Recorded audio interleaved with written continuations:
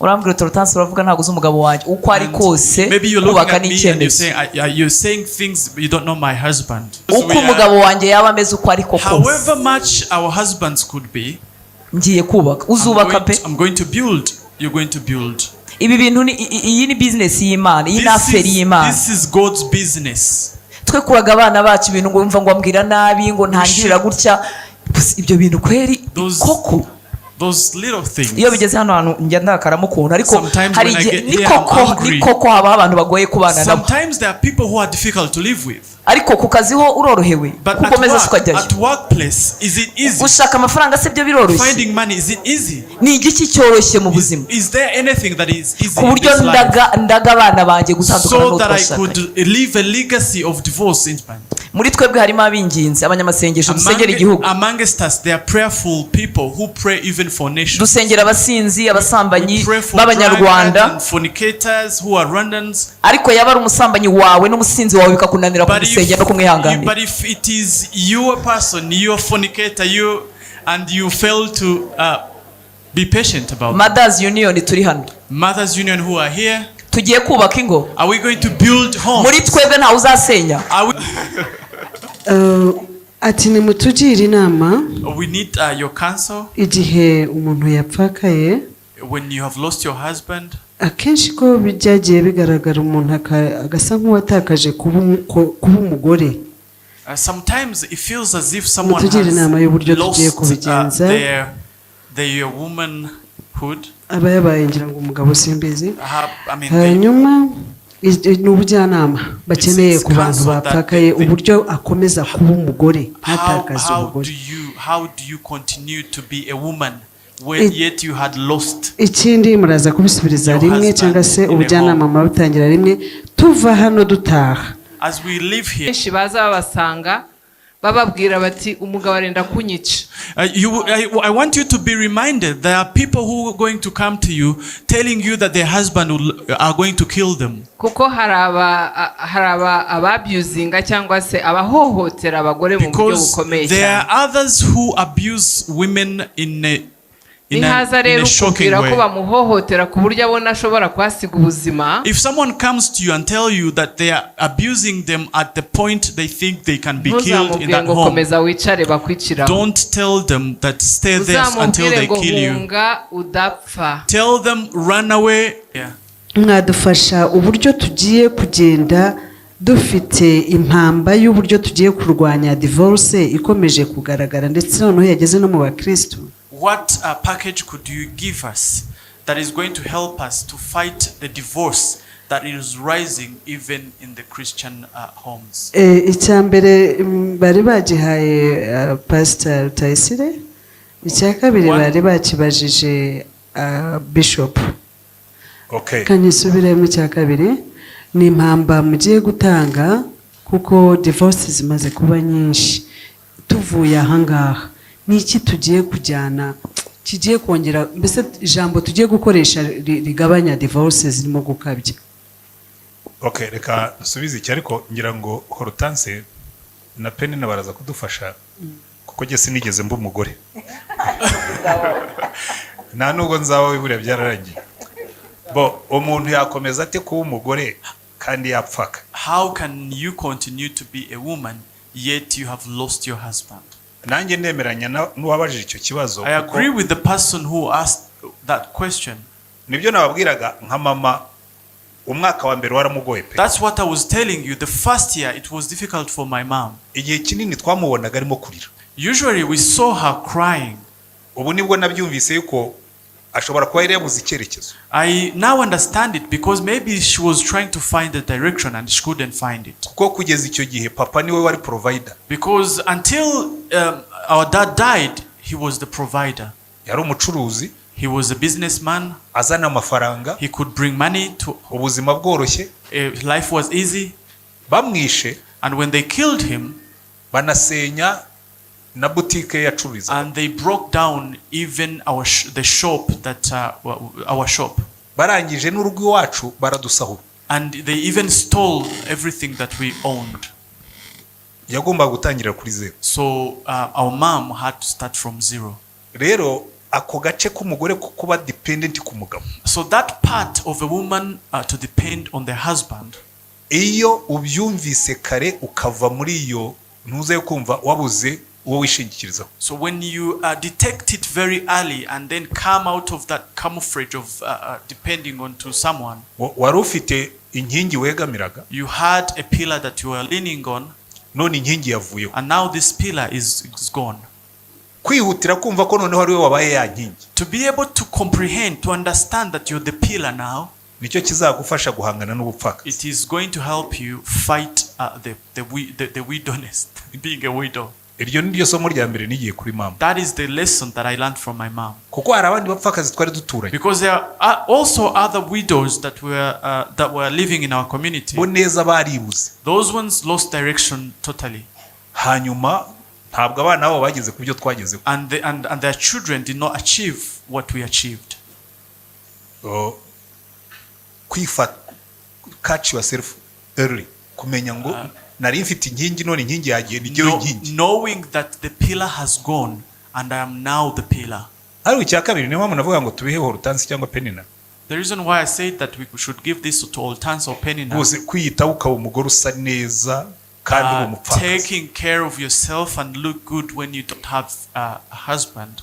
Ikindi cya kabiri, A second one, kwirinda kuba victim y'abagabo, kuko abagabo benshi iyo ubaye umupfakazi bumva rwose, not allowing yourself to be a victim of men, because some men, when you lose a husband, they think uri just you're just there, you're just available for them.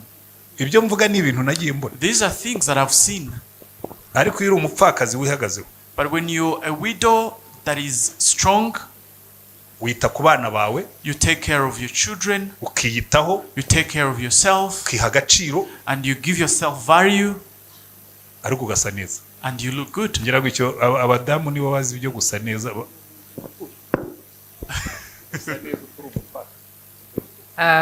ntabwo byoroshye kuvuga, It is not easy to talk about. ntabwo byoroshye kubivugaho kuko utarakandagira muri izo nkweto ntabwo wamenya It is not easy to talk ukuntu about ari nini it, cyangwa ari nto, ariko ni because nini if you have cyane. never stepped into those shoes, you don't know how big or small those shoes could be. kandi abantu ntabwo baba bameze kimwe. And people are not the same. Jyewe ndavuga nkurikije ibyo nabonye kuko nagize abapfakazi benshi babaye inshuti zanjye nyuma ya jenoside. I'm going to talk about what I have seen, because I've seen many widows after the genocide. Hari umwe wabaga mu rugo iwacu mbere yuko ashyingirwa, umugabo we yari na pare wacu. There's one who lived at our house, and her husband was even the best man. Amusigira abana babiri b'impinja. And her husband died and left her with two children, two babies. Bwa mbere nkimubona nyuma ya jenoside ngiye kumusura, After the genocide, when I went to visit her, nasanze ibintu byose yarabyanze, yaraniyanze. I found that she had hated everything, and she had Ye hated nkibwira ngo wenda herself nuko nta as kazi well. afite, umunsi yabonye akazi bizahinduka. I thought to myself, it is because maybe she doesn't have a job. When she gets a job, everything is going to change. Abona akazi, She got a job, ariko ubuzima ntibwahinduka. but the life did not change. Bukeye ndaza nkasanga n'amasahane ntayo, nta bikombe, ararira ku maplastike kandi afite ubushobozi bwo kugura amasahane meza And when I went over to visit her, I could find that she doesn't even have any utensils in the house. Yet she yakundaga had kwambara money. neza, ntabwo yongeye yumvaga atabishaka. She used to wear good clothes, but after what happened to her, she was not taking care of herself. Turicarana turaganira, ndamubwira nti ariko se ibi ni ibiki noneho usigaye ukora? We sat down together Ufite and noneho talked, akazi, and ukaba ufite umushahara, kuko udashobora kugura amasahane meza, ukagura ibikombe byiza, ukongera ukagira ubuzima. Arambwira ngo yumva byaramushaririye. And I sat down with her and I asked her, why can't you put yourself together and take care of yourself as you used to take care of yourself? And she told me that she couldn't do it because she's fed up with life. kandi yumvaga ngo nta wabikorera. And she thought she's doing it for no one else. Ariko buhoro buhoro hamwe no kumusura no kumukunda no kumuba hafi byarahindutse. By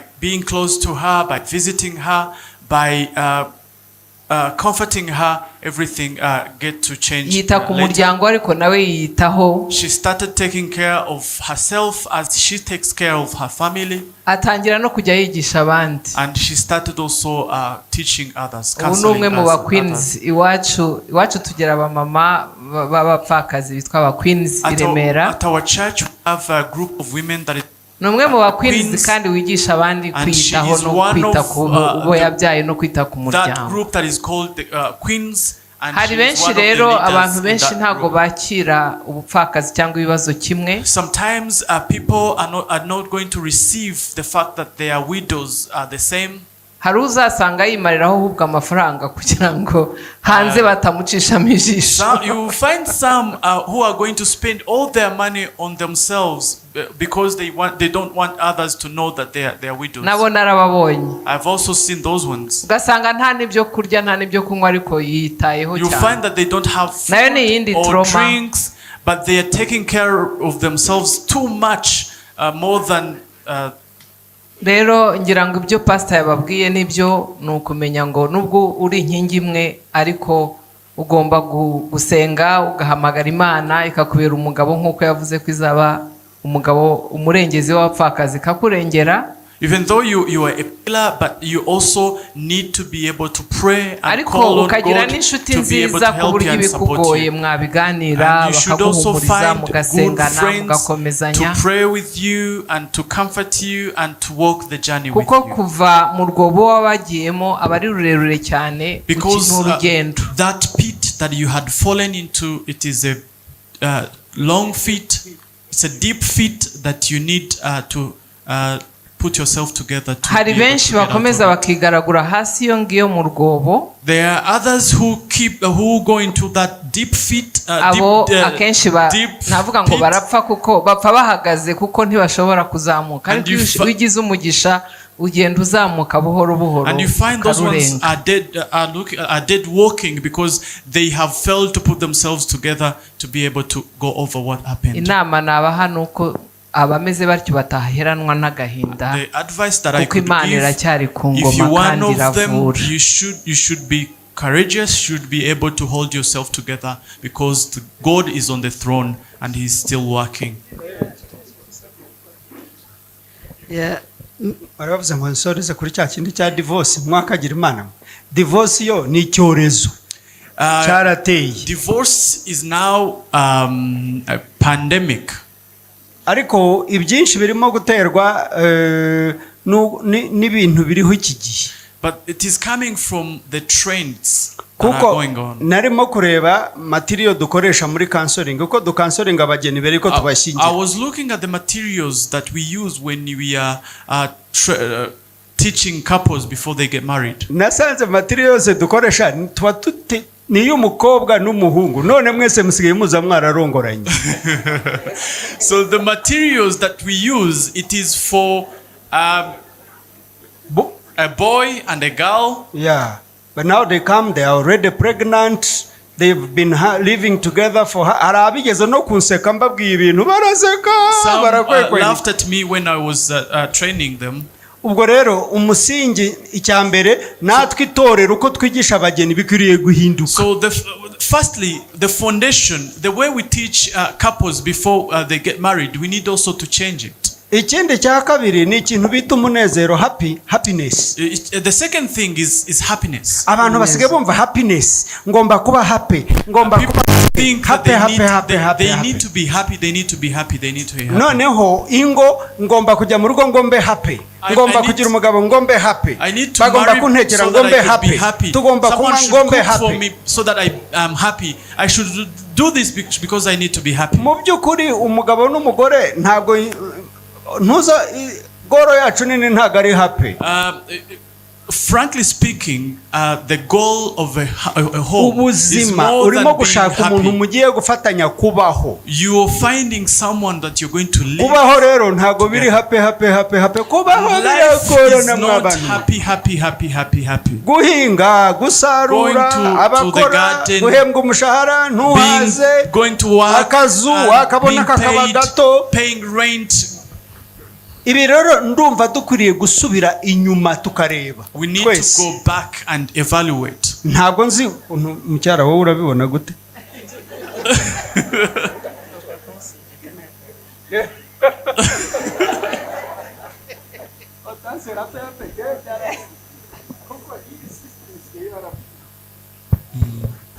twese turamutse dutashye, If we could all go home tuvuga ngo ngiye kubaka, and we have the intention to go and build, twakubaka burya. we can build. Kuko kubaka nyine ni no kubaka koko amarangamutima, Building is not ni emotions, icyemezo. it is a decision. Urambwira Hortense uravuga ntago uzi umugabo wanjye uko ari kose, Maybe you're looking kubaka at ni me and icyemezo. you're saying things but you don't know my husband. Hari umuntu watubwiye mu nkuru yari arimo yigisha, Someone said when they were preaching, ngo ni couple iba hanze, it is a couple that lives abroad, ngo umugabo yabwiye umugore we ati rero sinkikuyumvamo, and a man told his wife that they no longer love them. sinkikuyumvamo dutandukanye. I no longer love you, I want to divorce. Umugore rwose naramukunze ngo aramubwira ati caha ngaho ujyana abana ku ishuri ugaruke tubane, ntago ari ibintu byo kwiyumvanamo, ni ibintu bya commitment. So I loved the response the woman gave her husband. She told him, take children to school and come back, you'll find me here, because it is not a matter of love. You're going to be able to live together. It is commitment. Nibyo bishop yavugaga. It is what the bishop said. It is ngo I commitment. don't feel happy, ngo sinkimwiyumvamo. I don't feel happy. Turimo turakinisha ibintu Imana yatangije. We're joking about things that God started. Twebwe abari hano, We that we are here, nituvuga ngo ngiye kubaka, when we commit to build, kuko ubu turi iteraniro ry'abagore n'ubwo harimo abagabo, Because uko we are- umugabo wanjye yaba ameze uko ariko kose, however much our husbands could be, ngiye kubaka. Uzubaka pe. I'm going to build. You're going to build. Ibi bintu iyi ni business y'Imana, iyi ni affaire y'Imana. This is God's business. Twe kuraga abana bacu ibintu ngo umva ngo ambwira nabi, ngo ntangirira gutya, ibyo bintu kweri koko.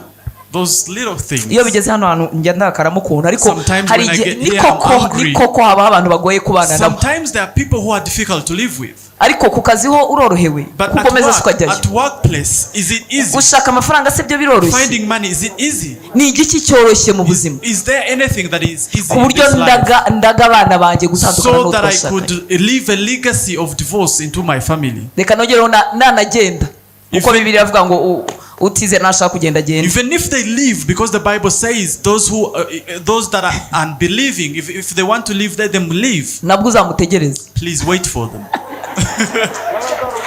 Mutegereze usenga wihanganye Wait for ubaho them. Pray azagaruka, for them as you wait, kuko uriya niwe mugabo wawe, uriya niwe mugore wawe. because that is your husband, that is your wife. Bagore bagenzi banjye, nishimira ko mbivuga ndi umugore. Women, my sisters, I say this with happiness because I am a Niba woman. Kristo ari muri wowe, If Christ is in your heart, iyo tuvuga ngo dushobozwa byose na Kristo duha imbaraga, harimo no kubaka ingo no kubana n'abagabo when we say b'abapagani. that we are enabled to do everything Urashaka ko because umwuka of wera Christ, kuvugisha indimi gusa, ukabwiriza gusa, ntagoye kwihanganira umugabo w'umunyabyaha.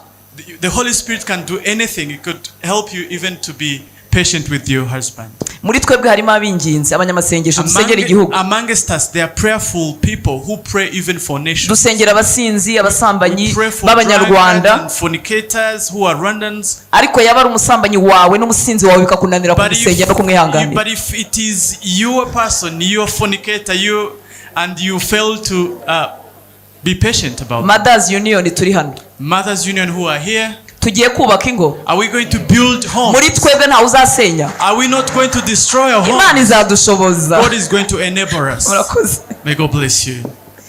Jewe ntabwo ndabona ikintu cyiza I've never seen kibaho anything better ngo uze ugisange kiri aho ngaho, that you just find there. hari umwana wanjye ndimo kumubwira ngo ntigewe ibintu byose ku isi nkora byaramvunnye. I have told one of my children that everything that I've done in this world, njya numva ngo hari ugenda ngo akawininga lotare ngo akabona miliyoni 20. I've had people winning lotteries and they get a lot of money. Rero bantu b'Imana ibintu byiza biravuna ingo, niyo mpamvu abanyarwanda bavuga ngo turubaka. You're going to work for them. Kubaka murabyumva, kubaka utangira muri fondasiyo ugacukura. When you're building, you start from the foundation. Ugashaka imiganda, ugashaka imisanzu, ukagera ku gisenge bikakugwa, ukarangiza wakomeretse. Hari n'abahanuka hejuru bakikubita. Sometimes when you're building, you could fall off the roof and die. Bantu b'Imana, kubaka tugomba gufata icyemezo. Building a home needs commitment. You need to commit and build. Reka dukomereza aho ngaho. Murakoze cyane. Mbere yuko dusoza, before we conclude, kubaka ko ni ngombwa, tugomba kubaka. Iyo ni principe ya Mothers Union, tugomba kubaka. Ariko mwibuke ko hariya mwebwe bakobwa beza wa Mothers Union, uzabona benshi baza babasanga bababwira bati umugabo arenda kunyica. I want you to be reminded there are people who are going to come to you telling you that their husband are going to kill them. Kuko haraba ababusinga cyangwa se abahohotera abagore mu buryo bukomeye cyane. There are others who abuse women in a shocking way.